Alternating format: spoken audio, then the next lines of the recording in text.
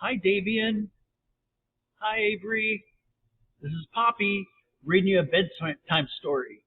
The name of the story is Hide and Seek.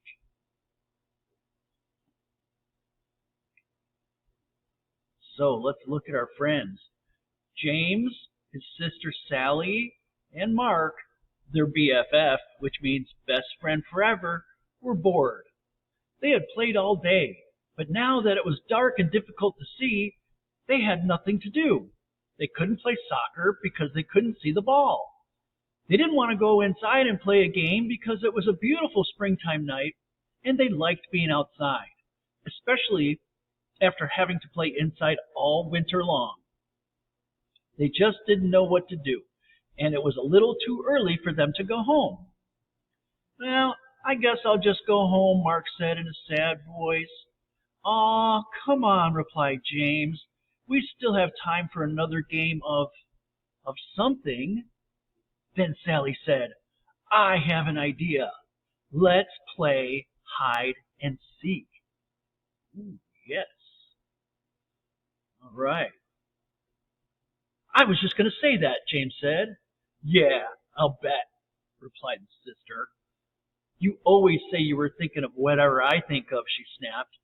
Do not, James said in a loud voice. Do too, yelled Sally. Mark just looked down at the ground and shook his head from side to side. There they go again. They're at it again, he mumbled to himself. Then he yelled, Okay, let's play hide and seek, and I'll be the seeker. He turned and he faced a big tree. He closed his eyes and started counting out loud. 100, 99, 98, 97. Sally and Mark stopped arguing. They looked at each other and they ran off in different directions to find a hiding place. In the distance, they could still hear Mark counting. 4, 3, 2, 1. Ready or not, here I come. Then he turned and began looking for places where they could be hiding. Where do you think they went to hide? Finding Sally was easy. She always ran off and then circled back so she would be close to base, the safe place to get to before being tagged. Mark looked for the biggest tree and ran towards it, but she wasn't there. I'll bet she's behind the big bush, he said to himself. So he ran to it and was ready to tag her, but guess what? She wasn't there either.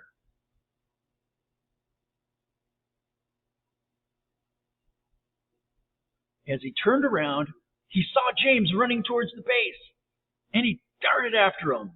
Just before he touched James' shoulder, James tagged the base and yelled out, Safe! Did you get Sally yet? James asked. No, said Mark. I haven't been able to find her, and it's getting late, and we need to be heading home.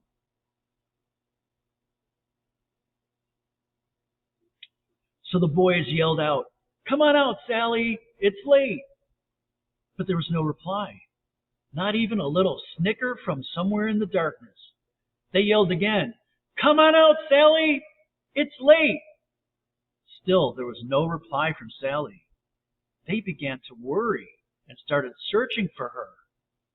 As they walked around the area, they called out, Sally, come on, we give up. You're safe. But no matter where they looked or how much they called out, Sally didn't answer. It was as if she disappeared. Oh no! Sally was wondering what had happened. All she could remember was crawling under the big trunk of a fallen tree to hide. Now, as she looked up, she saw several stars through a small hole above her head. She had fallen into a hole when she crawled underneath the tree trunk. Help! She yelled, and heard her voice echo throughout what must have been a cave. She fell down into a cave because she yelled, Help! Help! Help! Help! Help!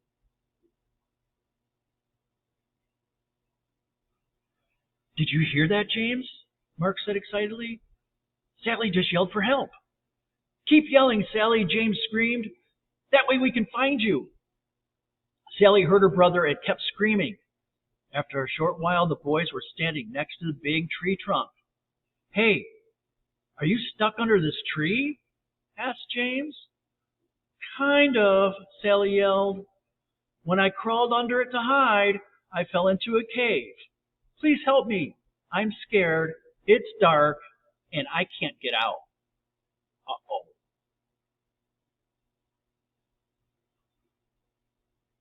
Mark said, "James, you stay with Sally, and I will go get my dad." Then he dashed off into the darkness. "Don't be scared," James said. "I am right here with you."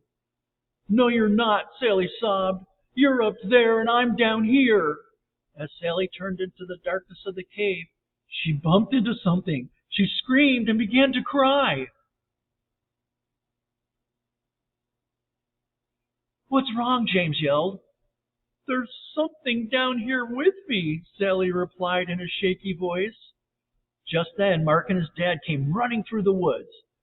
Mark's father knelt down and asked Sally if she was okay.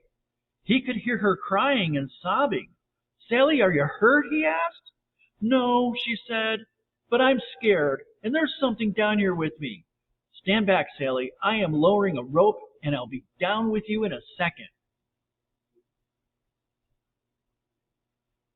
Mark's dad tied the rope to the tree, found the hole underneath the tree trunk. He wiggled a bit and lowered himself into a cave. Sally could see him coming down the rope, and she stopped crying. Not only was he there, but the cave became brighter from the beam from his flashlight as it danced across the cave's floor and walls. As he reached the floor of the cave, he shone the light on Sally and gave her a big hug. "Don't be frightened," he said. "I'll have you out of here in no time." Then he shone the light around and saw that she had fallen into a small cave. And very close to her, in the middle of a cave, was something wrapped in layers of old blankets. "Mark, James, there's something down here. I am going to tie it to the rope, and I want you to pull it out." "Okay," they replied. The boys pulled out the object, untied it, and let the loose end of the rope fall back into the cave. The cave wasn't deep, and Mark's dad boosted Sally over his head so she could crawl out. He then grabbed the rope, and with a little jump, he was able to grab the opening and pull himself out.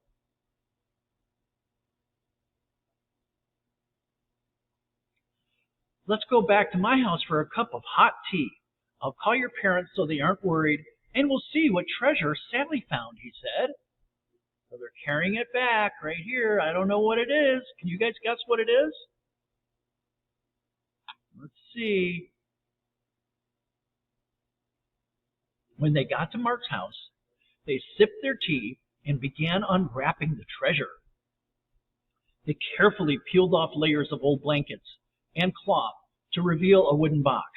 They slowly opened it, and then they stared in amazement.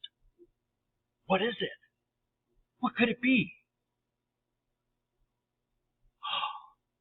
"Whoa!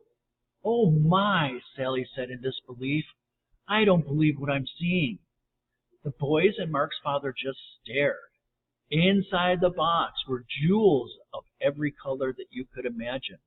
There were diamonds, rubies, sapphires, and emeralds of all shapes and sizes. Intermixed, they could see several gold coins and strands of pearls. "We're rich!" the boys screamed. "Not quite," interrupted Mark's father. "Someone could have lost this, and I don't think you should plan on spending any of it until we find out a little bit more. Besides, Sally found it." "I'll share it," Sally said happily. "That's nice, Sally," replied Mark's dad. "But the right thing to do is contact the authorities."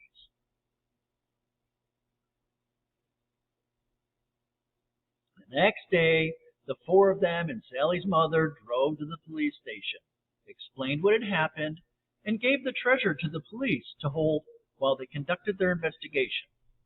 They left the police station sadly, and even the double-dipped ice cream cones Mark's father bought for them didn't make them smile. They drove back in silence. They were bummed out. They had to give up their treasure. Several weeks passed with no word from the police. Then, one evening, Mark's father called James, Sally, and their parents. "The police just called, and I think you should come over right now," he said. "I'm afraid there is some bad news about the treasure. The police are on their way and will explain everything when you get here." Oh no.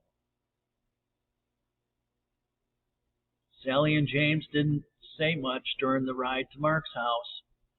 Sally thought that since it was bad news, the treasure belonged to someone else, even though they probably lost it. "Whatever happens to finders keepers?" she mumbled. "What did you say, Sally?" her mother asked. "Oh, nothing," Sally replied. Then she let out a long, sad sigh that echoed through the car. Phew!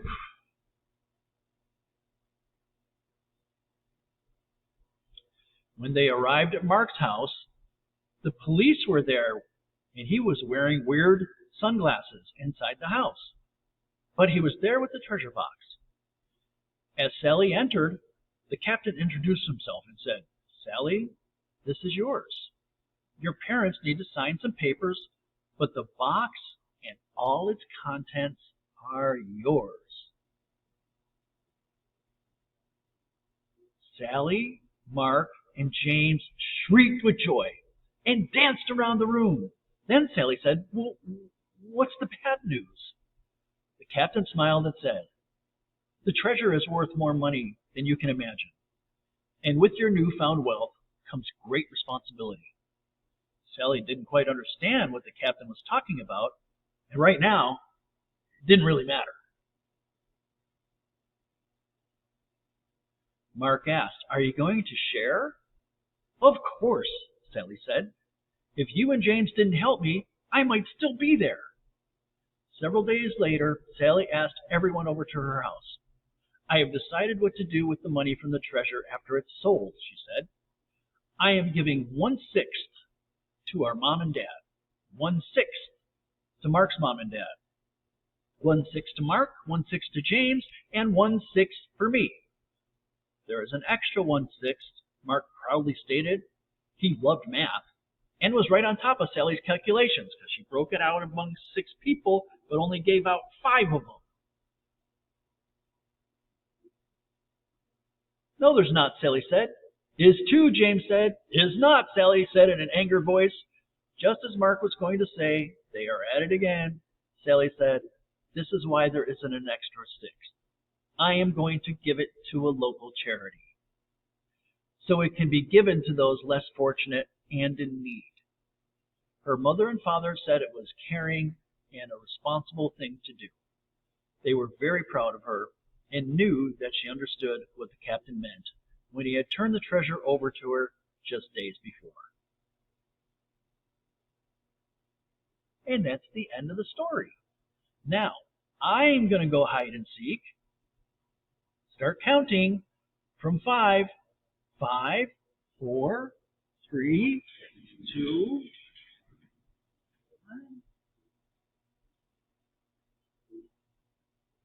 1.